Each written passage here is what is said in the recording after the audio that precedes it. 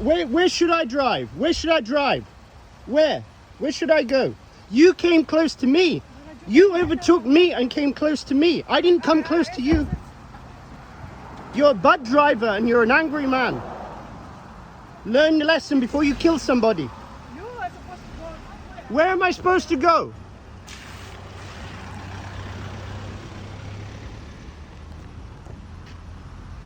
Hello folks, Reginald Scott here. Just got back from a ride and had a bit of an unpleasant experience, so I wanted to talk about it. Just to vent, basically. So have you ever been walking down the street and you're on the pavement, on the left hand side of the pavement, as you should be, right? Walking down the street, and some guy comes up behind you and aggressively shoves you, and then when you turn around and look at them and say, you know, excuse me, I'm sorry, why did you just shove me? They say F you, and then they try and punch you or shove you again. Okay, does that ever happen? Not really. I mean, maybe in some, you know, gang areas in the worst parts of the world where gang members are going around looking for a fight or to show how tough they are. Maybe that happens. Like, it used to happen at school, I guess. You know, when you're walking through school, there was always the school bullies or whatever that would just walk into you and shove you. That sort of stuff used to happen as a kid. But as an adult, if you're walking through the street, do people just randomly shove you and then act like it's your fault? Do people do that? No. Generally, they don't. But that happens a lot to cyclists, and it happened to me today. So I was cycling along down a residential street, and we're talking a quiet residential street, even quieter than the one I'm on right now. And it's like a horseshoe shape connecting to the main road, okay? So you go in through one side, it's a big loop, and you come out the other. And I was just riding around it because it's a very quiet area, it's pretty, it's got speed bumps. Several speed bumps down the road. The road is very smooth, the road is relatively wide. And I'm riding along, minding my own business, and I'm on the left-hand side of the road, which is actually the law in Brunei. You're supposed to keep to the left, okay? To allow faster traffic to pass. And up behind me comes this van, people carrier, okay? And inside it, there's this fat bloke, and what I'm guessing is his wife. It could be his mother, I don't know. But I'm guessing wife. And he decides to overtake me on the speed bump. Now, the thing is, a bicycle is usually a lot faster over the speed bump than a car. The cars generally slow down for speed bumps, I don't. So I'm cruising, I'm doing, I don't know, just 28, 30 kilometers an hour, not fast. But the car usually has to slow down to like 15 or so to clear the speed bump without throwing itself into the air, right? So he's doing maybe 50 kilometers an hour when he comes up behind me, but he slows down to clear the bump. Now he decides to overtake me. The problem is there's a car coming the other way, and it's like one of the first cars I've seen during the ride because we're coming up to a junction. So he decides to overtake, and because there's a car coming the other way, he has to come close to me. So he squeezes me, okay? So we clear the speed bump, and I turn around and I hold out my hand like this, you know, the international symbol for what's going on. And I say, hey. That's all I say. Hey. He's got his windows open, so he hears me, of course. And he starts going off, like seriously losing his shit. And it all ends with him saying, F you. He points at me and says, F you.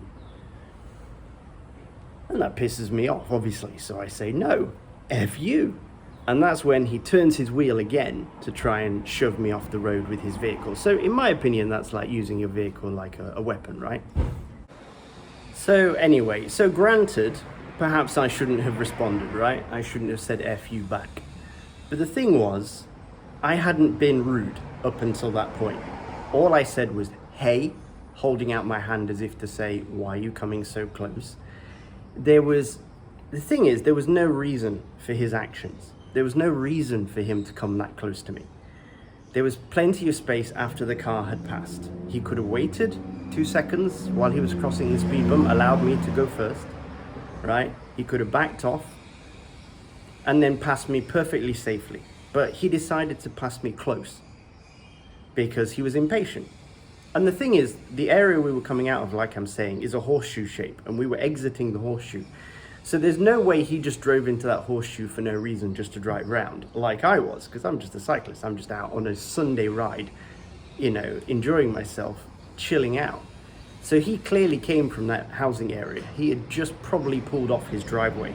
So already he's pulled off his driveway and he's already angry. He's already in a bad mood. Unbelievable. But anyway, so then he threatens me with his vehicle, right? Now here's the thing. Like my example earlier with walking in the street. If you're walking in the street and somebody shoves you and then acts like it's your fault, that's going to piss you off. That's not something normal, rational human beings do. If I went into the middle of the city centre here in Brunei, or anywhere in the world for that matter, with a knife, and I waved that knife in people's faces, there's a strong probability that I would be arrested for endangering people with an offensive weapon or threatening people with an offensive weapon, right? Right back. Come on. Come on. Come on. That's an offensive weapon, that is. Come on, back. That is not something people are usually allowed to do, is go around with a weapon and threaten people. You can't do that. You go to jail for that. But when it's a driver with a car, and we all know cars are dangerous, terrorists use cars and trucks all the time to kill hundreds of people. It's very easy to do. A car is an extremely deadly weapon. A car is such a deadly weapon that police will shoot you if you try and run them over, okay, with a car. They'll just shoot you because with that car, you can easily kill all of the police officers, right? So a car is a deadly weapon, but you can threaten a cyclist with a car and you don't go to jail. Now, in the past, I've reported drivers in Brunei. I've been here for like 7 years now. And I've reported drivers who come too close to me, who threaten me, who hit me with their car, all this kind of stuff, right? And nothing happens. Nothing. Because of education. And this is where me and a lot of cyclists in the UK, back when I was a UK camera cyclist, right? When I used to record videos on a helmet camera and name and shame British drivers for their poor driving. This is where me and a lot of camera cyclists used to fall out because we have differing opinions. It was the opinion of the wider cycling community that cyclists should have cycle paths and that the government should pay for additional infrastructure for cyclists, okay, to separate us from the cars like they do in Holland. So this is, like I say, this is where I differ from other cyclists because I'm not just a commuter. I'm a road cyclist. I ride for fitness and for training and for sport, okay? As well as commuting. And I think it's more important that governments make it clear to drivers that cyclists have every right to use the road, rather than building infrastructure to separate cyclists from the road. Because I think all that does is emphasize to drivers that what they think is right. What the problem is a lot of drivers think that cyclists aren't allowed to be on the road. Believe it or not, there are a lot of drivers out there, especially in places like this, like Brunei. Driver education here is incredibly poor. Most drivers don't even know the very basics of road rules. Seriously, it's terrible. If you think the UK is bad, come to Asia, right? Most drivers here do not know what the hell they are doing on the road. They don't know what lines on the road mean. They don't know what yellow boxes mean. They don't know what street signs mean. They don't know what the rules are. They don't know what towing rules are. They don't know what lighting rules, nothing. They don't know anything at all. They're just driving. And they really seriously believe that cyclists don't have any legal right to be on the road. They believe that. So when you get in a confrontation with one of these uneducated drivers, the first things that they always say to you here in Brunei is, you shouldn't be on the road. You shouldn't be cycling here. Because they really believe that cyclists don't belong on the road. They really believe we have no rights to it. And so if you separate cyclists from the road and give them a special path, right, you give some token infrastructure that maybe isn't even up to standard, the danger is that drivers go, oh, you see, I'm right. Cyclists shouldn't be on the road. They should be on this crappy little cycle path, okay? So I'm totally different. I think more than spending on infrastructure to separate cyclists from drivers, you need to be spending on education, and you need to be increasing enforcement. And I'll tell you why. Because if you build a cycle path, right? Imagine there's all the roads you have in your country. You build one cycle path down a highway, or you build one cycle path down a major road. How many millions of pounds or dollars is that going to cost you?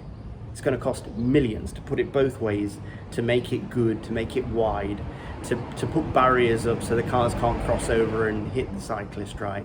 To put in extra traffic light systems and all this sort of stuff. It's going to cost you millions and millions and millions of pounds and dollars, okay? A lot of governments are terrible with money anyway. So where are they going to get that money from, right? Well, they're going to get it from us, the taxpayers. So, other things are going to lose out, right? Education and healthcare are going to lose out because of that money. Me personally, I think it would be a lot easier to say to all the drivers that have already passed their test, you've got a refresher test coming up. It's compulsory to take. If you don't take it, we're taking away your license. Send them back to school. 1 day course, 2 day course, whatever, over the weekend or something, or whatever time is convenient for them, but it's compulsory driver course, okay? That's going to cost you a lot less than a cycle track. You get them all in a room and you lecture them. Secondly, all you have to do is pay for a teacher and a room. That's all you need, and a fancy slideshow. It's going to cost you way less than a cycle track. They sit an exam. If they pass the exam, they get their license back. They can carry on driving. If they don't, they have to go through the test again. For all new drivers, you need to make the test harder. Here in Brunei, the driving test is way too easy. It's literally, when I first arrived in Brunei, I'll tell you a little story. I wanted to make sure that I was following the road rules here, okay? Because I am a law-abiding citizen and I want to make sure that I know what the rules are. One of the biggest things that I had back in the UK was I always had a highway code, okay? I had an up-to-date highway code all the time, a book that tells me the road rules. And I could quote the highway code to drivers because they would come up and they say, you shouldn't be riding here, you shouldn't be doing this, you shouldn't be doing that. And I would say, no, according to this rule on this page of the highway code, I am allowed to do this, you are wrong. And that's important because then when you get an uneducated police officer turning up who also doesn't know the law very well, because a lot of police officers are uneducated, you can show them the rule and you can say, look, I'm in the right, the driver is in the wrong. Arrest, prosecute, fine the driver. Okay, you have a fighting chance. Now, I went to the driving, it's the land transport department here where they do all the testing of drivers, right? And I walked in through the front door, I went up to the reception. This was when I first arrived in Brunei. And I said to the woman behind the desk, I said, could I have a copy of the Bruneian highway code, your road rules? And she looked at me like I was crazy. And she said, what do you want that for? And I said, I want to know what the rules are here. I want to know what the laws are here so I don't break any laws. I'm a foreigner. She said, where are you from? I said, I'm from the UK. She said, do you have a driving license? I said, yes, I do. She said, well, there you go then. What do you need to know the rules for? This is the receptionist at the land transport department. Okay?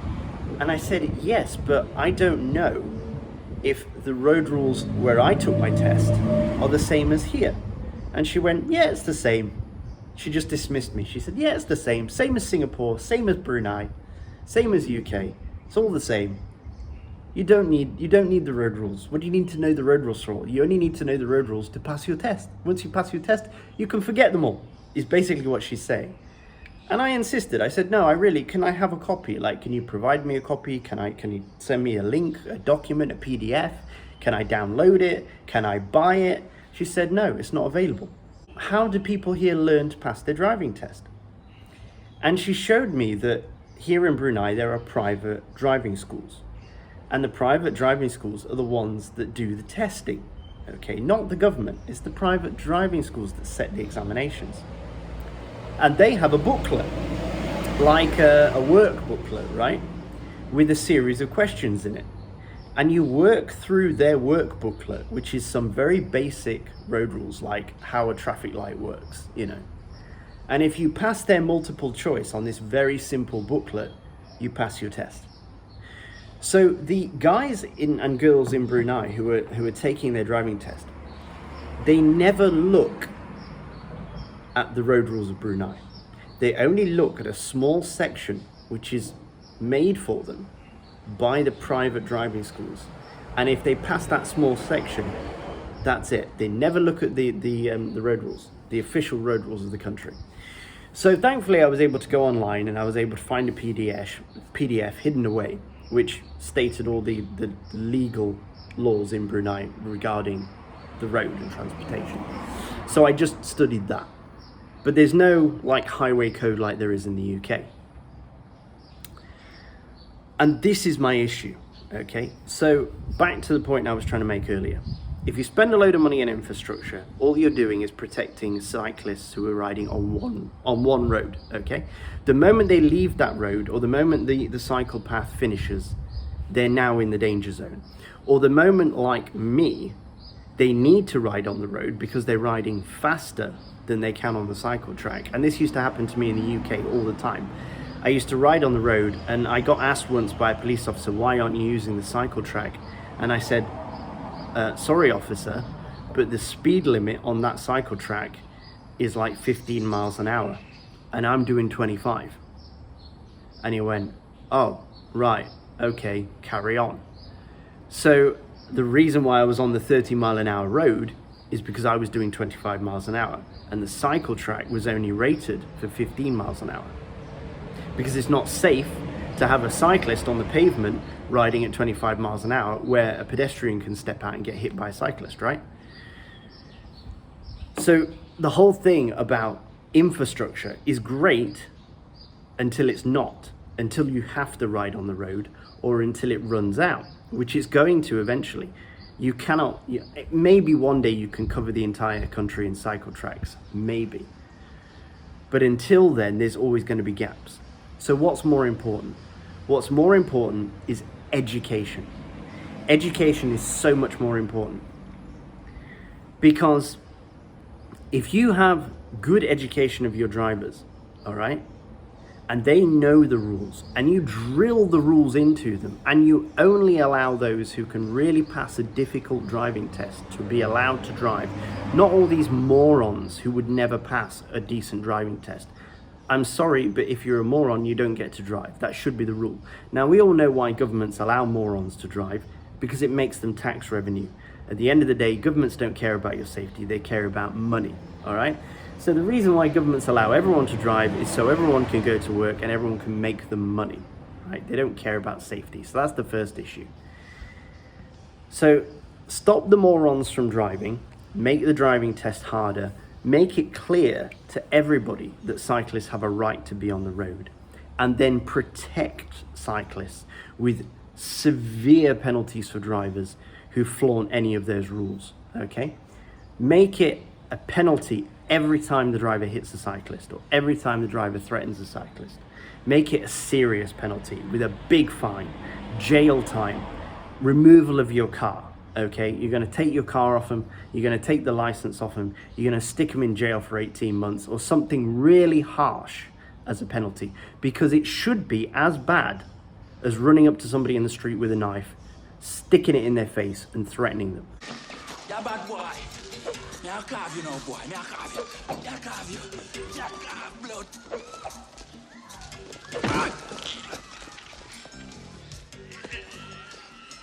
That's how serious it should be, but it's not. It's brushed off because nobody cares. Nobody sees a car as a gun or a knife, but a car is more dangerous than a gun and more dangerous than a knife, okay? A car's going to run out of fuel far less quickly than a gun's going to run out of bullets. You can kill way more people with a car than you can a gun. So that's my reasoning. Improve education so that these morons out there, like the one I met today, doesn't think that I have no right to be on the road. I wasn't doing anything. I was riding down the road on the left-hand side, abiding the Brunei law, and he came and he attacked me and he threatened me. He got out of his car after, I retorted F you back, and then he tried to run me off the road. We pulled up. I stopped because I was like, I'm going to have to get off the road, maybe stand on the pavement or something if he's going to be a maniac. And he pulled up and he took his seatbelt off and he got out of the car. And I got my phone out and I started recording, hence why you've got a video to watch. And so the whole incident had already passed. And the moment I started videoing, that's when, he saw me get my phone out and that I was selecting something on the screen. He didn't know whether I was calling the police or whether I was getting a camera out, but he backed down immediately because he's a P word, right? He's a total P word. The guy was a coward. He is bigger than me. He must be like 120 kilos or something. I'm like 70 at best. And the guy's a coward. He walked away because he probably knew that he was going to be filmed, and he was embarrassed about what he was doing. But he actually came over and threatened me. Now, if I hadn't taken my camera out, what do you think he would have done? Do you think he would have come over and hit me or pushed me or shoved me or got in my face? Who knows? Okay. But I didn't approach him. I didn't threaten him. I was no threat to him. He's inside a metal box, a steel box. He's perfectly safe. I'm the one who's being threatened. And he felt the need to get out of his car and come over to me and threaten me again. Unbelievable. You see, that's the issue. If he knew that he was fully in the wrong, like he knew what the law was, and he knew that me just taking a video of him, I could go to the police, I could show them the video and say, look, this guy got out of his car and threatened me. And that would be like, you lose your license, you lose your car, $50,000 fine, something like that. Then he would think twice about threatening people in the street. Because like I say, to me, it's no different from running up to somebody with a knife, shoving the knife in their face and saying, F you, mofo, and like trying to stab them. That's literally what he did. And it's perfectly acceptable in society because, it's just a car and it's just a cyclist. Cyclists don't matter because we're not human. We're not people.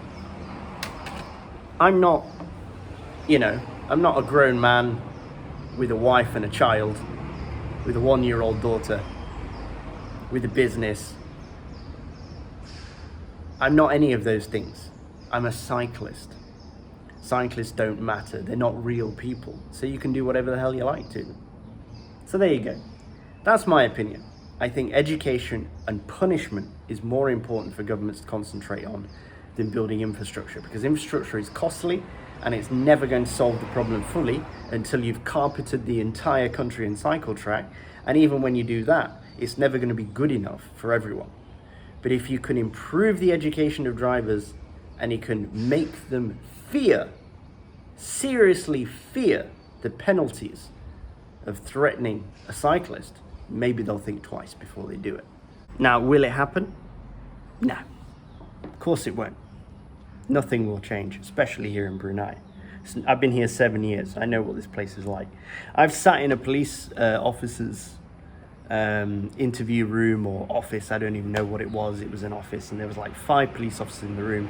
The last time something like this happened, when we're a driver, and there was three of us out riding, and this driver aggressively came at us with his car, and he rammed his car into my bike and all this kind of thing, right? And we ended up in the police office. This guy had threatened me with his vehicle. He'd hit me with his vehicle. And he walked out.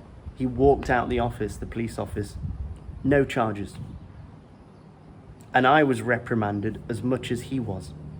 And the police officers were looking at each other, and one of them was saying, I don't think you should have been riding on that part of the road. I'm like, what? I was on a roundabout going home.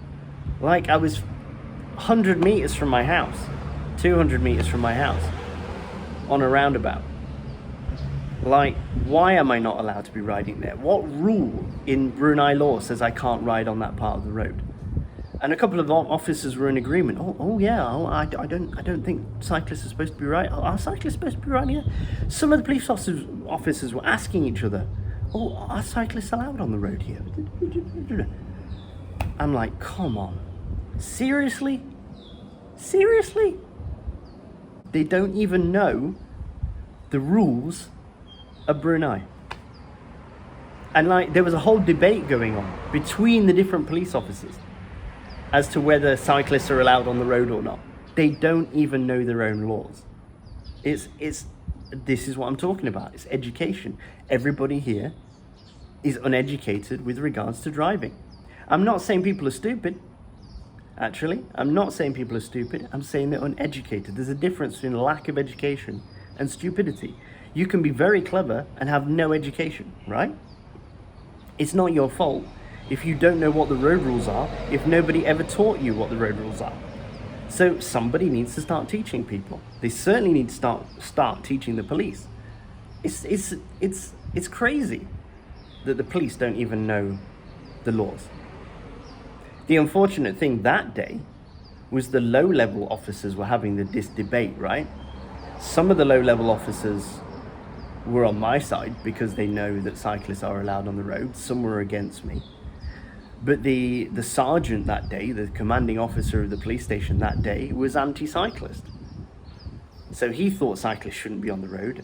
And because he thought it, that was the rule of the day. And he let the driver go without charge. They actually said, if I want to push charges against the driver, they'll charge us both and we'll both end up in court. Brilliant. Absolutely brilliant. What can I do next time? I guess just not say anything to drivers, right? You know, I used to be way more confrontational. You know, I used to like kick people's cars and stuff if they came near me. I don't do that anymore. I don't touch their car. I don't touch them. The worst thing I did today was retaliate when he told me F you. I said F you back, but I shouldn't have done that, I guess. You know, I should have said nothing, right? But what irritates me is that he thinks he's in the right. He thinks he's totally justified in what he did, which he's not. But like I say, he's uneducated. He doesn't know. And I guess if you're in my situation where the law is kind of unknown in your country, or the police are against you, or you know people aren't prepared to defend cyclists where you are, then I guess all you can do is back down.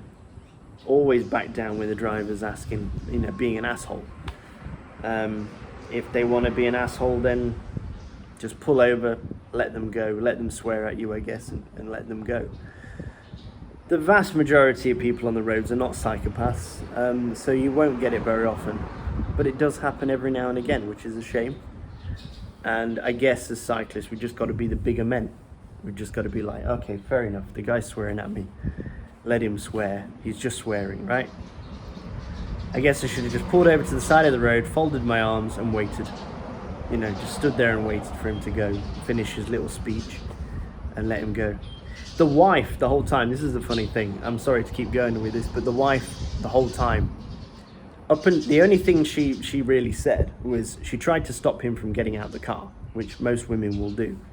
My wife will do that. If I'm like angry or something, she'll be like, calm down, you know. That's what wives are for. They're there to be a balance to our aggressive male, you know, egos. But the other thing she kept saying was, you're not supposed to be riding here. He said the same thing, but she was like, you're not supposed to be riding here. You're not supposed to be riding. I said to her, where am I supposed to be riding? I actually said, where am I supposed to be driving my bike? Because in the heat of the moment, I was like, I think she actually said initially driving. Oh, you shouldn't drive here. I said, where am I supposed to drive then? Tell me where I'm supposed to drive. Because here in Brunei, whenever there's an incident between drivers and cyclists, the first thing Bruneian drivers will say, who are anti-cyclist, is you shouldn't be driving on the highway, or you shouldn't be riding your bike on the highway. They always complain about that. Now, the highway in Brunei has a really wide, hard shoulder, so a lot of cyclists here ride on the highway because of the wide, hard shoulder. They feel safer. And even though it's a fast road, it's only a dual carriageway, really. There's no motorway here in Brunei, only dual carriageway. So a lot of cyclists ride on the highway, but a lot of drivers in Brunei say you shouldn't be riding on the highway, you should be on the smaller roads. And so I was riding on the small roads, So those anti-cyclist drivers, when they say don't ride on the highway, they also mean don't ride on the small roads. They hate you wherever you go. There's no pleasing them. If I ride on some quiet country lane, the driver comes up behind me who's aggressive, they'll have as bigger issue with me riding on a quiet country lane as they will if I go ride on the highway. It's idiotic. You know, I just don't understand it. The guy had just probably pulled off his driveway like 5 minutes ago. You know, he must be living in that residential area. And he had such a problem with me. It's just unbelievable. Anyway, as I say, thanks for watching, folks.